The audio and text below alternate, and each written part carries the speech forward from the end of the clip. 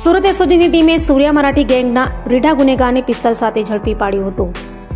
Surat police commissioner Anupamsinh Gehlot દ્વારા આગામી સ્થાનિક સ્વરાજ્યની ચૂંટણીને ધ્યાને લઈ કાયદો અને વ્યવસ્થાની સ્થિતિ જાળવી રાખવા આપેલી સૂચનાને લઈ એસઓજીના ડીસીપી રાજદીપસિંહ નકીમના માર્ગદર્શન હેઠળ પીઆઈ એ સોનારા અને જે.એમ પરમારની ટીમ પીએસઆઈ એમડી હળિયાના માર્ગદર્શન હેઠળ પેટ્રોલિંગમાં હતી ત્યારે બાતમીના આધારે વિરામનગર સોસાયટી પાસેથી સૂર્યા મરાઠી ગેંગના રીઢા ગુનેગાર એવા દીપક ઉર્ફે દીપક કુટેકરને ઝડપી પાડી તેની પાસેથી પિસ્તોલ કબજે લઈ તેની વિરુદ્ધ કાયદેસરની કાર્યવાહી હાથ ધરી હતી।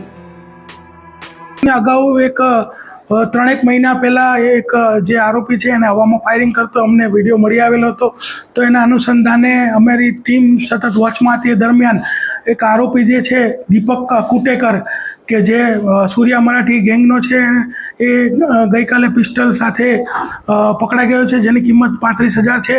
અને એની પૂછપરછ દરમિયાન એણે જણાવ્યું કે એને અગાઉ હિતેશ સોલંકી કરીને વ્યક્તિ છે એની સાથે દુશ્મની ચાલતી હતી, એટલે રોહિત ઉર્ફે મુન્ના દૂધ મારફતે આ જે પિસ્તોલ છે એ લાવેલો।